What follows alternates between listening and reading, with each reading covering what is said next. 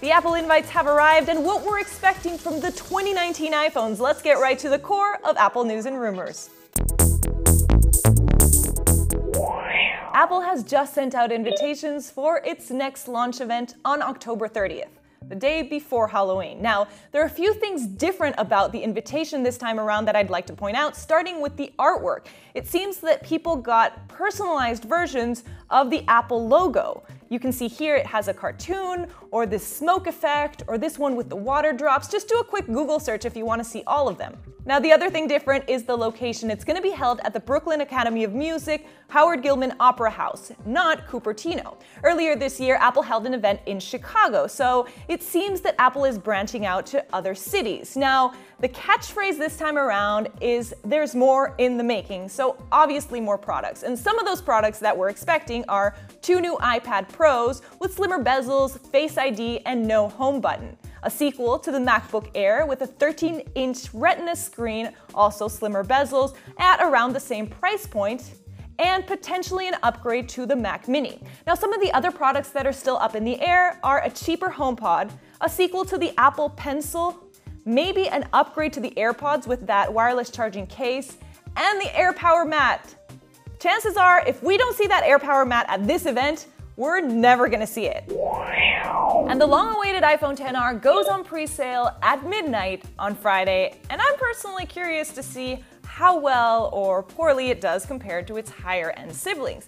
Now, if you already forgot what this phone has, the main difference is that it comes in 6 different colors. We have a white one, a black one, blue, yellow, coral, and red. It also has a 6.1-inch LCD screen compared to the 5.8 and the 6.5-inch OLED screens. It's got an aluminum frame versus the stainless steel frame on the other phones, no 3D touch, a lower IP rating, meaning you can't take it down to the 3 meters, but only 1 meter, and a single rear-facing camera with no optical zoom, just digital, that can apparently still take portrait mode photos, but in this case it's not using the second telephoto lens, but it's using software to create the blurred background effect, kind of like the Google Pixel. Now, it also has glass on either side, so you do get that wireless charging option. It has Face ID, and it has the dual SIM capability, all with that powerful A12 Bionic processor. So all in all, this is a pretty good deal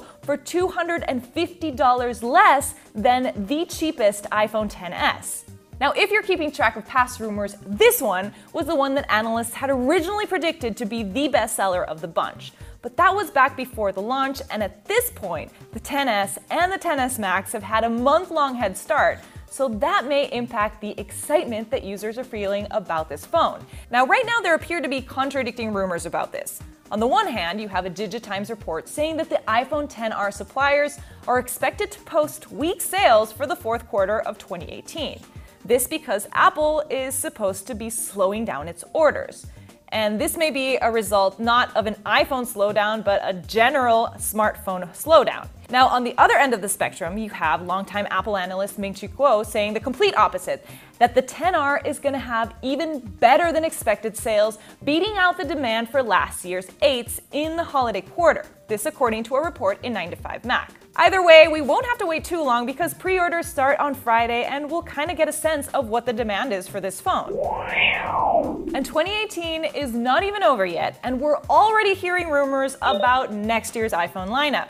Now, Kuo also mentioned in a separate note, also published in 9to5Mac, that Apple will likely continue with the 3 iPhone lineup for next year, meaning 2 higher-end models, one with a 5.8-inch OLED screen and the other Max version with a 6.5-inch OLED screen alongside the cheaper LCD model with a 6.1-inch screen, all of them this time with an IP68 rating. In a previous post, Kuo had also mentioned that Apple will not be adding a fingerprint scanner into the display like other phone manufacturers have started to do in their phones. Instead, the company will be sticking to its guns with Face ID as the primary unlock feature on this phone. And this week, Apple itself has also given us a little clue of what's in the works for the future with a recent patent seen in this Patently Apple report. Now, this is by no means the first foldable patent for the company. But it may be one of the better renders. The first one pictured here looks kind of like an ancient scribe, and I, for one, don't think I would use it. What's not a rumor is that the foldable space is heating up, as other major phone manufacturers like Samsung are said to be getting ready to launch their own foldable designs, and at this rate, it's an arms race to see who gets to the foldable phone first, but also who gets it right. But now let's get to more serious news. And I'm not talking about the stolen Apple IDs that were used in a string of digital payment thefts in China. This one has to do with the bagel emoji. Users on Twitter were outraged by the insulting representation of this iconic New York staple in Apple's new emoji lineup for iOS 12.1. And seriously, they called this a bagel. It looks like you could chip your tooth on this thing.